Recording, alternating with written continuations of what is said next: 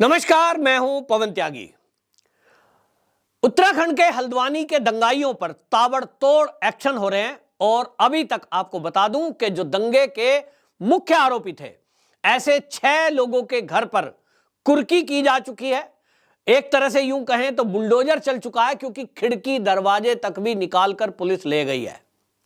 जो मुख्य आरोपी बताया जा रहा है, वो मुख्य आरोपी अभी तक घर से फरार है। दहशत इतनी है उसको पुलिस की, उसे लग रहा है कि अगर वो पुलिस के सामने आ गया या उसने कोर्ट में भी सरेंडर किया तो योगी जी का फॉर्मूला उसके ऊपर लागू ना हो जाए। और इसलिए आपको बता दूं कि अब्दुल मलिक और उसका बेटा मोइद अभी तक फरार है, लेकिन पुलिस ताबड़तोड़ एक्शन ले रही है। उनकी घर की कुर्की की जा रही है। संपत्ति कुर्क के साथ साथ, जैसा मैंने आपको पहले बताया, कि उनके अकाउंट सीज किए जा रहे हैं।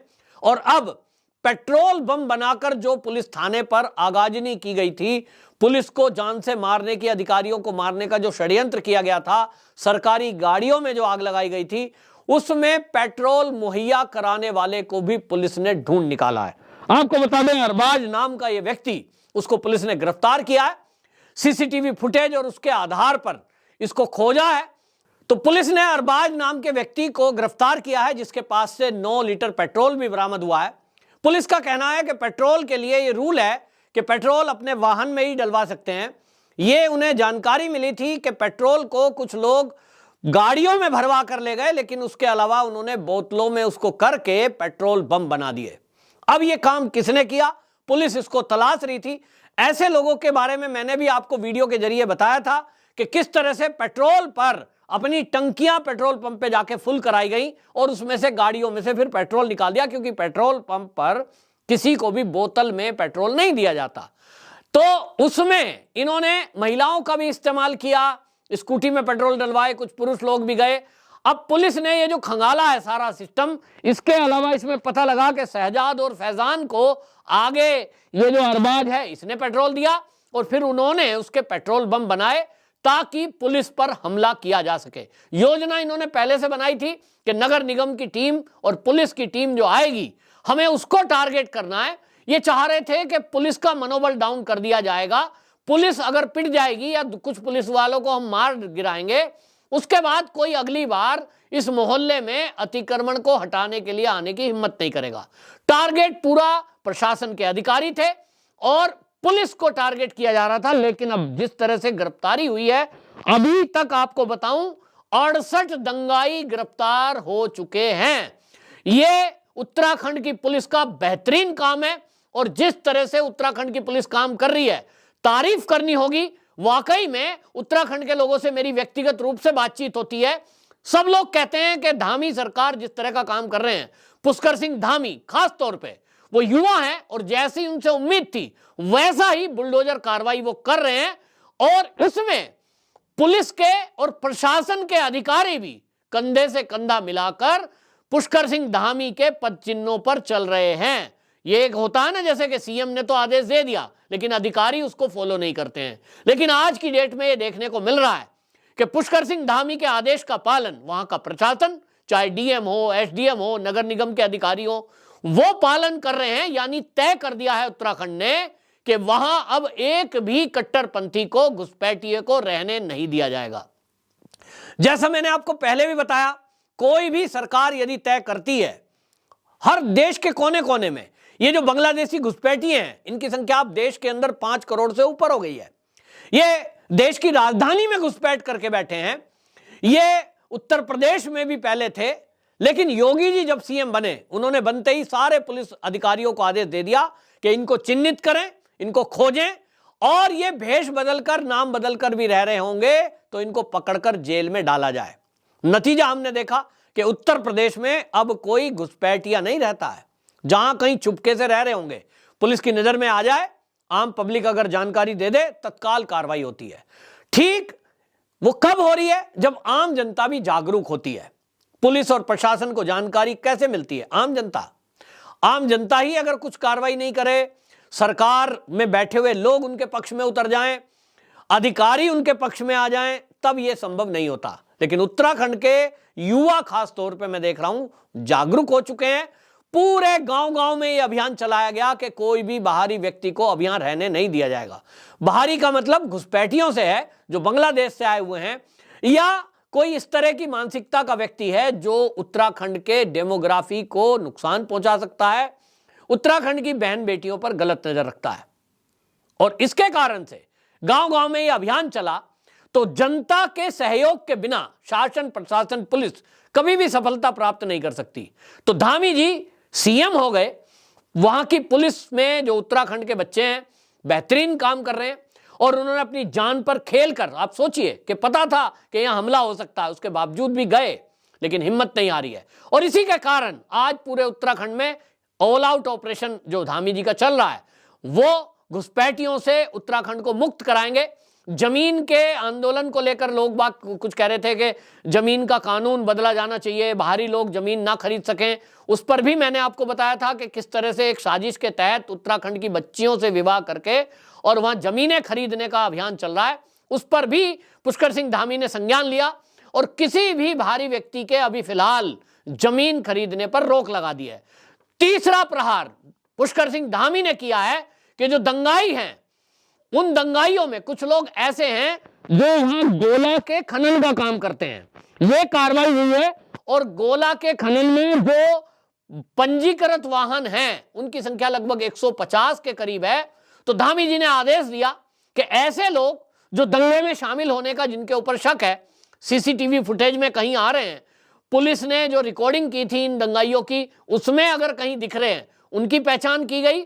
और ऐसे पहचान करके अभी तक आपको बता दूं 54 वाहनों के, ट्रकों के रजिस्ट्रेशन को रद्द कर दिया गया है, जो डंपर होते हैं जिसमें नदी के अंदर से रेत और पत्थर को निकाला जाता है, वो जो गोला बोलते हैं पत्थर उसको, वो जो गोला पत्थर है उसके खनन में लगे हुए 150 वाहनों के रजिस्ट्रेशन भी ऐसे लोगों के रद्द होंगे जो बनभूलपुरा और उस क्षेत्र के रहने वाले हैं। पहचान की जा रही है, शासन इस काम में लगा है। आरटीओ को आदेश हो गए कि वाहनों को देखा जाए कि इस एरिया में किन किन के पास ट्रक हैं, और यह आशंका जताई जा रही है कि जिनके पास ये ट्रक हैं वो इस दंगे में यदि शामिल पाए जा रहे हैं, उस दिन कहां थे, लोकेशन क्या थी, इस सारी जांच के बाद ये कार्रवाई की जा रही है।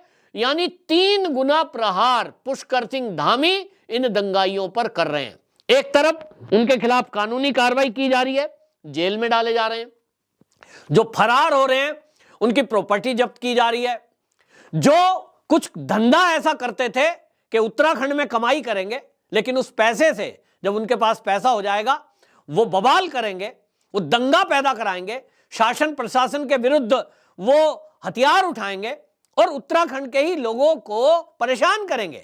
तो धामी जी ने तय कर दिया कि अब ये नहीं चलेगा। और इसके कारण से आपको बता दूं, पुलिस रिकॉर्ड तोड़ काम कर रही है। पुलिस को सैल्यूट करना होगा। बिल्कुल उत्तर प्रदेश पुलिस की तर्ज पर तेज तर्रार पुलिस के अधिकारियों को इसमें लगाया गया है।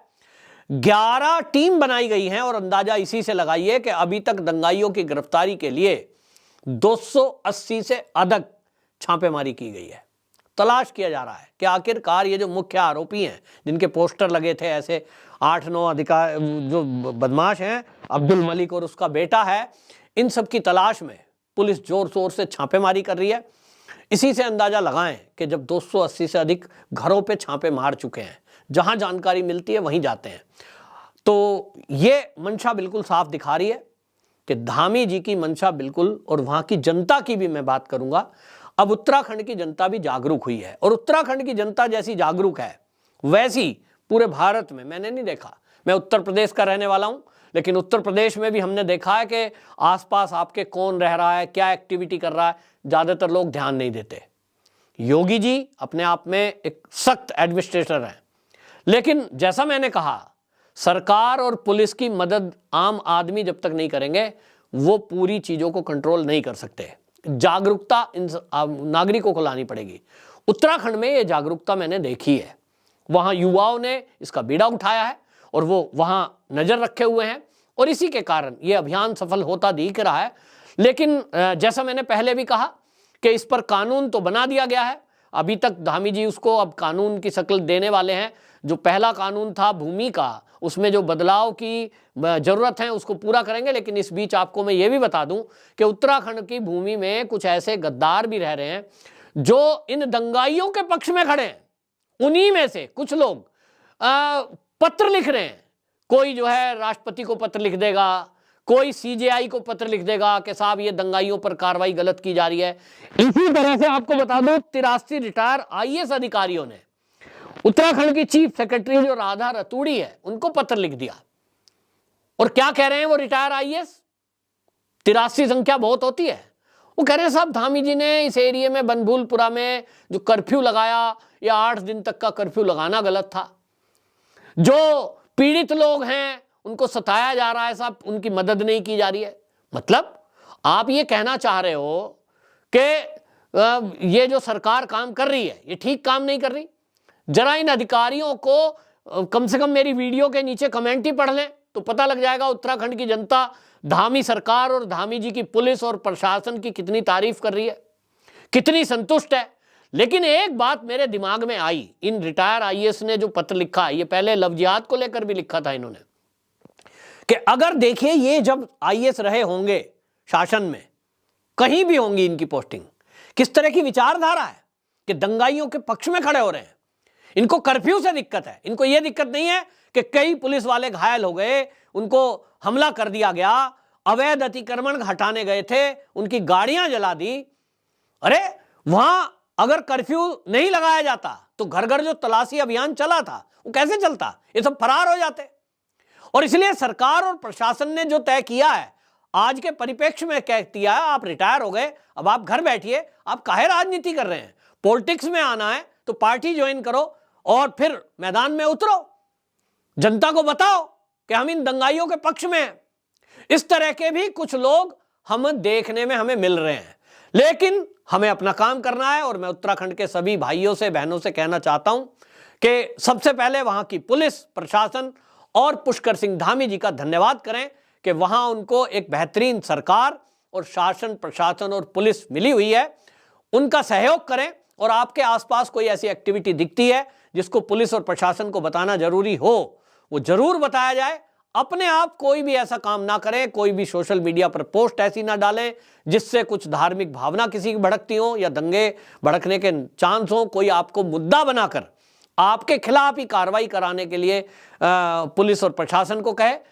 अपनी बात रखनी है तो सहनशीलता से, शालीनता से रखें और शासन प्रशासन के जरिए ही कानूनी कार्रवाई कराएं, ना कि खुद कानून हाथ में लें। आपकी क्या राय है? कमेंट बॉक्स में जरूर बताएं। वंदे मातरम।